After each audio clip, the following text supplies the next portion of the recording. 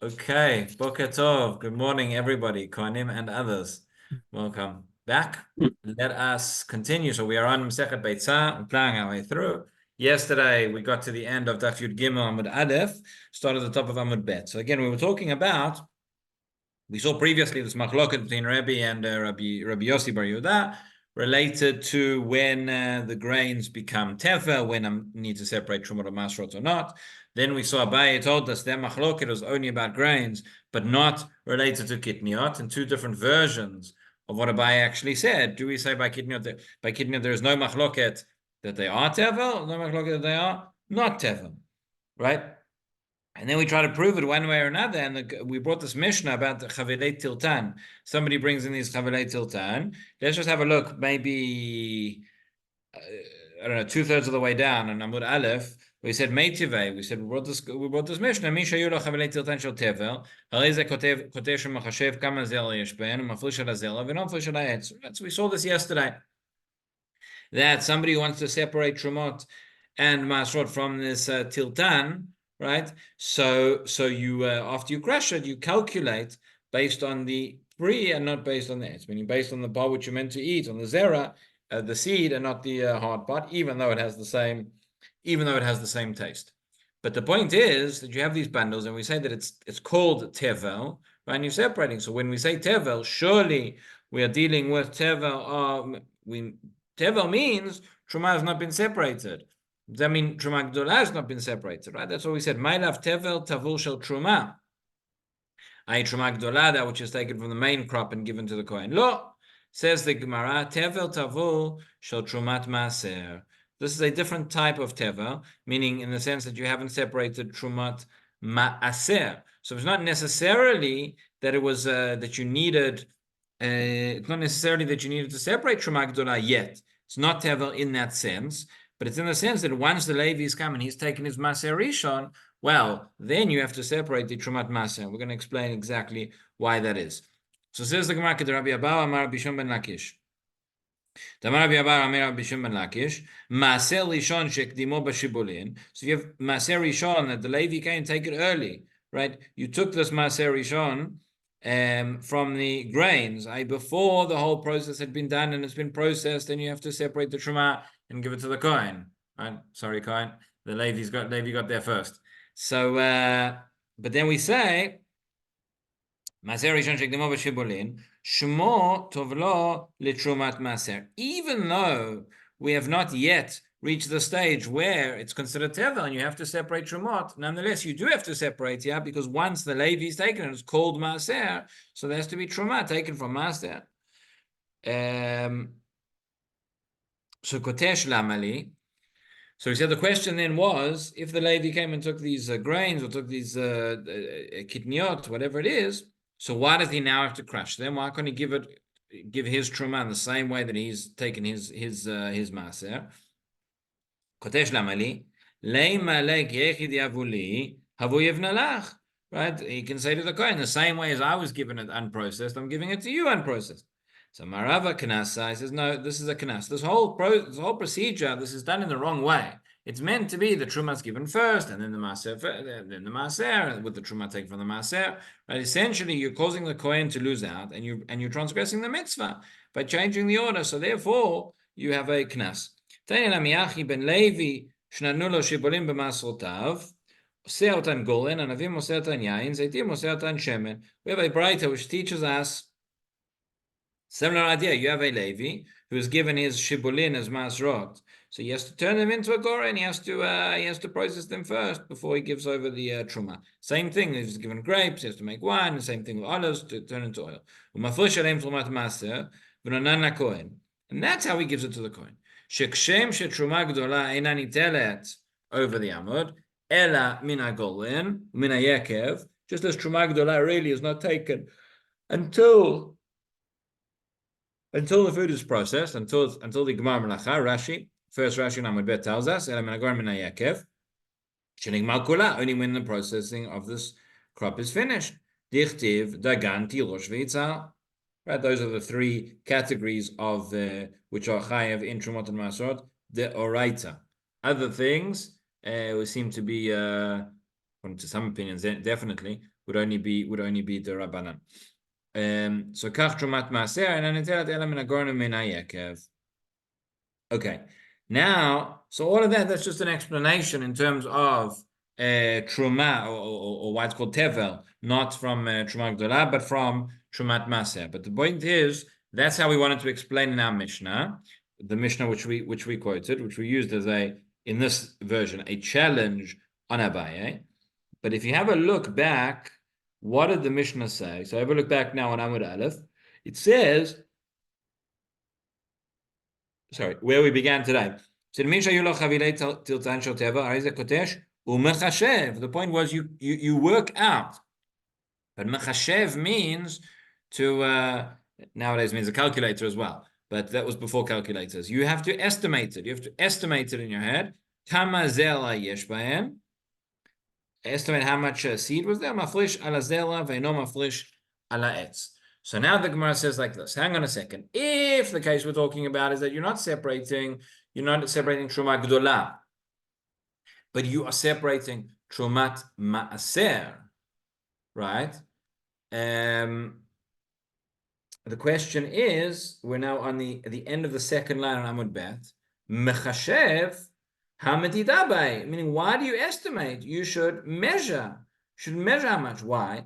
Because when it comes to truma gdola, there is no amount that is necessary from the Torah. Truma is kol shu. Chachamim gave measures how much you should give: 1 in 40, 1 in 50, 1 in 60. We'll see in a moment in Rashi.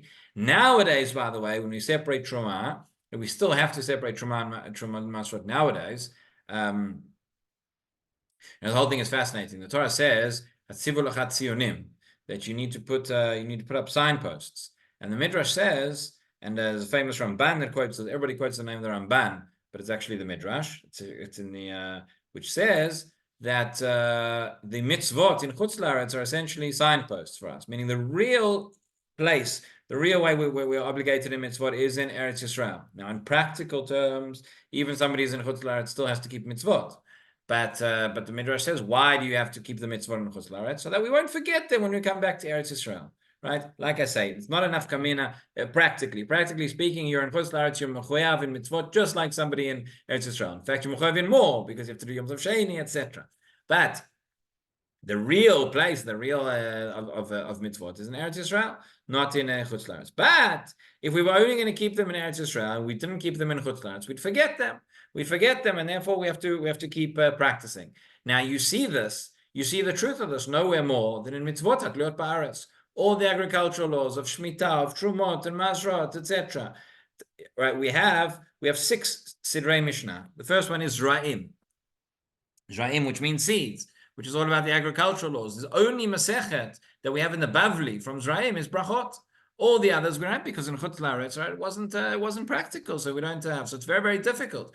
But when the resettlement, say, of Eretz Yisrael started, there was always a small presence here, but after the Galut, when we came back and over the last 100, 200 years, so it was very, very difficult. All of a sudden, Trumot, Masrot, how do we do it? How do we keep it? How do we, right, Shemitah, there's huge controversies that go on to this day. Nobody knows how, because we didn't keep these halachot for 2,000 years, so it's very, very difficult. Baruch Hashem, we had certain people, we had pioneers, we had...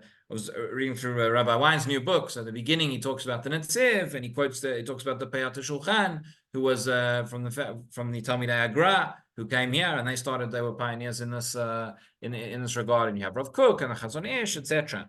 But the point is that it's very, very difficult and it's very complicated to reinstitute these halachot when you haven't been keeping them for so long. So separating trumot, so these are things which are not that complicated, but many people don't know about them because we're not accustomed to, right? Hilchot Shabbat, everybody knows, we've been keeping Hilchot Shabbat for thousands of years. Hilchot Trumot and Masrot, not so simple. But in any event, nowadays, so we still separate Trumot and Masrot. But Truma has to be eaten, as the Kohanim amongst us will know, right? It has to be eaten. Truma is eaten by the Kohen. It has to be eaten in a state of Tahara. The Kohen has to be Tahara, and the Truma has to be Torah. And that is something which we cannot do today. So therefore, the only case I mentioned before, but the only case nowadays, really, where we separate Truma, we do give to the Kohen for benefit, is probably be with oil, right? You can separate your Truma oil, you can give it to the Kohen to light his Chanukah lights. But what do we do otherwise? We separate the Truma, and we double wrap it and we throw it away because there's nothing else we can do. So the measure of when Chachamim said you have to give a certain amount, it's ayin yafa, meaning it's not nice to be stingy with these gifts and give less to the Kohen. So nowadays, the Truma is not going to the Kohen anyway, and there's nothing you can do with that. So you can separate the smallest amount. That is fine. We'll have the Beit HaMikdash, we'll be B'tara, and the Kohanim will get their goods again. But in the meantime, that's what we do. Now, Meiser, as the name implies, Meiser means a tenth. So that is a measurement for it. Trumat Maaser, we'll see in a moment that the Psukim say, Maaser min Maaser. So that's a tenth of that tenth. So Truma Gdola, which we separate, can be any amount, right? Trumat Maaser has a very, very specific amount it has to be. So if we're talking about Truma Gdola, then it makes sense to say that we are estimating. We are working out how much, that's Mechashev. But if you're talking about Trumat Maaser, you're not estimating, it has to be exactly a tenth. So why, if the Mishnah says mechashev, that must be talking about Truma Gdola? How can you say it's talking about Truma Maaser? Right? That's what the Gemara says. Yeah, mechashev ha-medida by it should have been medida. Let's see Rashi. Medida meaning measurement. Rashi says bish lamai b'Yisrael mukmat la u'b'Truma Gdola. If you're talking about that it's a Yisrael who's now separating his Truma and it's Truma Gdola, so then it makes sense. Ikala mitne mechashev. You can say mechashev denitelet be'omed. You have to estimate how much it would be. Truma Gdola lo nana Torah shiur. The Torah did not give it a shiur, a certain amount. Tichtiv reishit gancha. The pasuk says, right? Reishit gancha, the beginning of your produce. Or what is reishit? The first part. It could be anything. Right, Rabbanan came along, they gave a measurement of what is a ayin yafa, what is a benonit, and what is a right, 1 in 40, 1 in 50, 1 in 60. Hilkach, be'omed sagi. Therefore, you can just estimate. De'inami, lo yaev kashur chita achat. De'inami, lo yaev kashur chita achat. At the end of the day, you can have one stalk of wheat, and that would exempt the whole bundle from Truma. When it comes to a Levi, when it comes to Trumat Maser, which a Levi has to separate from his Maser, it says Maser min Maser, that has to be a tenth. Maser min Maser ktiv, and then you have to measure. Okay, so that's our question, that's our problem. So says the Gemara, who is the Tana over here? Abba Elazar ben Gimel. This is the opinion of Abba Elazar ben Gimel, right? The Tanya Abba Elazar ben Gimel Omer, v'nechshav lachem trumatchem b'shtei trumot hakatuv medaber. So he says, now what is it, right? What is the pasuk says, v'nechshav lachem trumatchem kedagam min hagoren u'kmniyat min hayakev. From the fact that it says trumatchem, and this over here says Rashi, this pasuk is talking about the Leviim, b'Leviim ktiv. Echat truma gdola, v'achat trumat maser. In other words, when the pasuk talks about truma, it talks about Truma Gdola and Trumat Ma'aser. Rashi explains what exactly is the limit. Dichtiv kedagan min hagolen zol Truma Gdola, Trumatchem zol Trumat Ma'aser. Right. Have a look at the full pasuk. You should have it on the side of your Gemara. It says nechshav lachem trumatchem kedagan min hagoren. Right. Dagan min hagoren is the truma. So the fact that it repeats those words says, again, not everybody agrees with this, but this is Abba Elazar ben Gimel. This is his drasha. He says, therefore, you're comparing two different types of truma. You have truma gdola and trumat maaser. So says the Gemara, kashem she truma gdola nitelet be'omed ubemachshava kach trumat maaser nitelet be'omed ubemachshava. So he says, right, the halachot are similar in the same way that Truma Gdola you can separate with an omer, with an estimation, since there's no shiur for it, and with machshava. So too, the same thing when it comes to Trumat Maaser. If one took it the same way, even if even if one didn't measure exactly a tenth, but one estimated and it was maybe a little bit less or a little bit more, then that is okay as well. Interesting. What is truma b'machshava? So b'machshava means one could separate in one's mind. See Rashi here. He says b'machshava noten einav b'tzad zeh v'ocher b'tzad acher. Right, so you look, you have this produce in front of you, and you designate in your mind that side of it is going to be truma and that part is not. Dichtiv nechshav. That's a vatavayokai, and it talks about, but meaning ultimately you would have to separate it as well. But that's in the first instance to designate the truma in that way. One could do that, and then that is no longer tevel. This is, by the way, this sugya is one of the sugyas which is very, very relevant nowadays. There are all sorts of questions coming up in terms of Shabbat, particularly, and others with smart homes and voice-activated things and thought-activated things. Could you create a halachic change by a thought? Could you perform a melacha by a thought? Nowadays, the big question is, somebody has a voice-activated Alexa or whatever it is, and you use that on Shabbat. Again, practically speaking, it's going to be forbidden. But we're getting to the stage.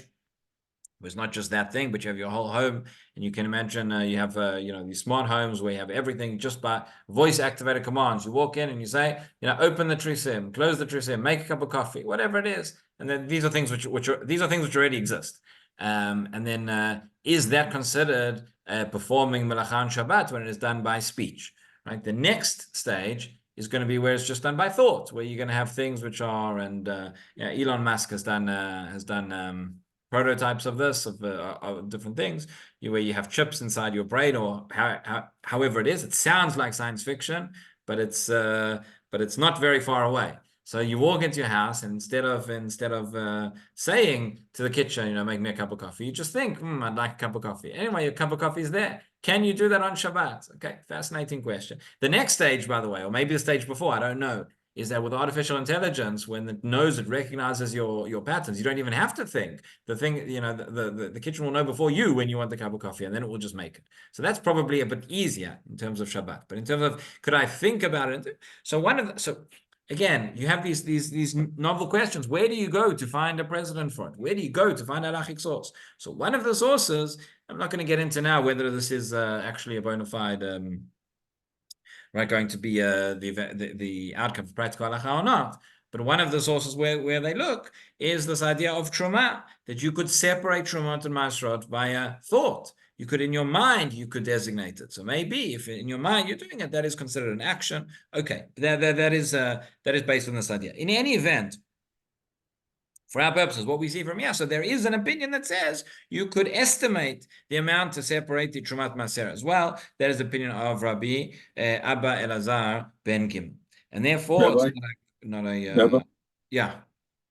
I don't understand how the phrase "V'nachshav lachem trumatchem" can be for two different trumot. Trumatchem is singular. No, so you're right. So Trumatchem is only one, but that's what Rashi says. The continuation of the pasuk. Again, this is one of those examples. I've very often the Gemara, when we learn a drasha from pasuk, so we'll quote the pasuk, but it actually only quotes a part. It's sort of as a Mara Makom. It's as a reference, but the drasha is actually coming from the continuation of the pasuk, which is not there. The Gemara, the Amoraim assume that you know the psukim, right? So it continues as Trumatchem kedagan min hagoren. Dagan min hagoren, that's referring to the truma. So that's what Rashi says. He says, דיבור המתחיל בשתי תשומות הכתוב מדבר, תכתיב כדגן מן הגורן. Says Rashi, that's one truma, זו truma גדולה, and trumatchem, זו trumat maser. That's the other truma. So those are the two. K'dagan min hagoren is an example. It's not really as like the first phrase. Right. Nachon, and that may be why the other Tanaim do not accept this drasha.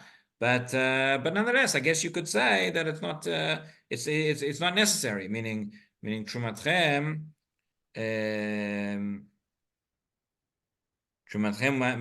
may be enough. Why do you have to say kedagam min hagoren as well? So he says it's for the drasha, whereas others would say no. It's like you say, it's an example. It's not. It's nothing to learn from. Okay. So kaf trumat maser enter b'omer machshava. Okay. So now the Gemara says like the skufa. Let's go back to the original premise here.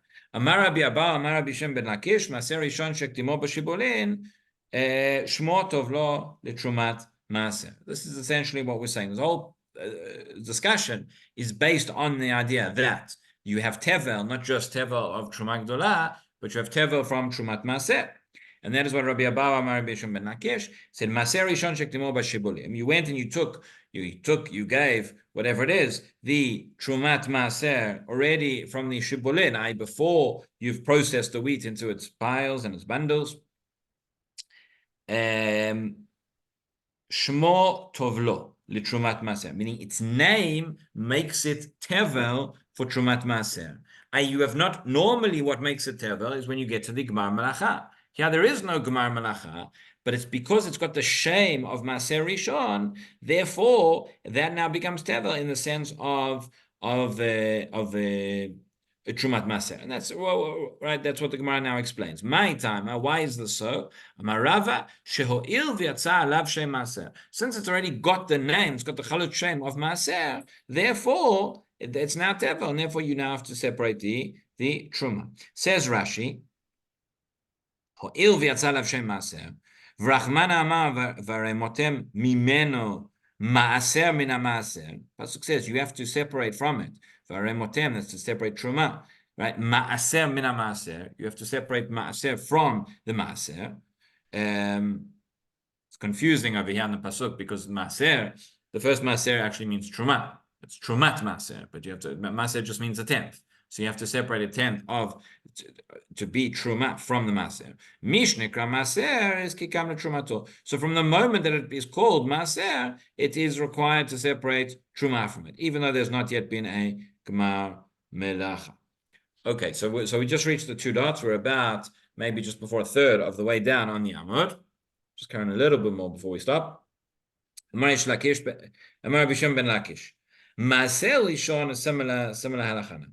Maser Rishon shektimo b'shibulin, patur mitruma gdola. That's exactly what we've just said. If the Levi now comes and he gets his Maser Rishon, okay, what we've just explained is that it now becomes Maser Rishon. It's going to be tevel in the sense that you have to separate trumat maser. What about truma gdola? Okay, the original truma that has not been separated. So that, no, we say this maser is going to be, even though you need to separate the trumat maser, but it is going to be patur from the truma gdola. Shenema, varemotem mimeno trumat Hashem, maaser min maaser. Okay, that's the pasuk we just quoted. You have to take away a tenth from the tenth. That's the trumat maser from the maser. Maaser min maaser amarti lecha. Velo truma gdola trumat maser min maser. Okay, so it's only trumat maser. It's only maser min maser which has to be separated, but in this case, not truma gdola along with the trumat maser. Amale Rav Papa leAbaye, Iachi afilu ektimo bakri nami. So I'm going to say, he says, if your whole limit is the fact that when you have Maaser Rishon, right, which is given to the Levi, you don't have to separate Truma Gdola. It's only Maaser and Maaser that has to be separated. So that's what we're saying. If he goes and he takes it before the Gemar Melacha, but says Rav Papa, based on that, so from that limit of Maaser and Maaser, you could argue that what if the Levi comes and he now takes his Maaser Rishon arranged from the creep, from the bundles which have been smoothed out. After the Gemar Melacha, we've now finished processing the grain, and it's now at a stage where I do need to separate Truma Gdola, and that's what I should do first. But the Levi comes along, the Kohen's out of town, and the Levi comes along and he takes his Maaser. So what I say there as well, okay, he now gives his Maaser and a Maaser to the Kohen, and there's no Truma Gdola that's been taken, even though it's at the stage where it's Tevel, but he can eat it already. He should be exempt. Nami. So Abai says, no, we don't go that far. He says, regarding this, the pasuk says, Mikol, is a change over there, right? Mikol, here it's in brackets, Masrot Techem, or that actually says Matnot Techem in the pasuk. Mikol Matnot Techem, Tarimu it kol trumat Hashem. The pasuk says, okay, it's a couple of pasukim after the previous one. It says, Mikol matnot Hashem, from all of your gifts, tarimu it kol trumat Hashem. You have to separate all the truma, and therefore that teaches you that no, even once it's after the Gemara Melacha, even the truma gdolah has to be separated. So we have one pasuk which comes to include and one pasuk which comes to exclude. One pasuk that says maser mena maser, and one pasuk that says kol trumat Hashem. So we've said, okay, the pasuk that says maser mena maser means if the Levi gets his thing first before the Gemara Melacha from the Shibulim, he's exempt from separating truma gdolah. But if he gets it after from the kri, meaning after the processing, he still has to separate truma gdolah. But it doesn't tell us the psukim which one is talking about. You could say the other way. It says ma'ra'ita, meaning why do you say in this case would include and that case would exclude? You could have done it the other way around. So answer is no. Ha'idgan, v'ha'lo idgan. Meaning, and this is what we saw already previously with Rabbi Yossi, that's called dagan and that's not called dagan. When the pasuk talks about dagan, that is the bundles of wheat that have been smoothed out. There it's called dagan, and that's where you have to separate, make sure the truma gdolah. But where it's not idgan, where it's just in the stalks, there it would not be necessary. Okay, so we got up to 2 dots. That's a good place to stop. We're about halfway down Yud Gimel Amud Bet. We will continue B'ezrat Hashem next Wednesday.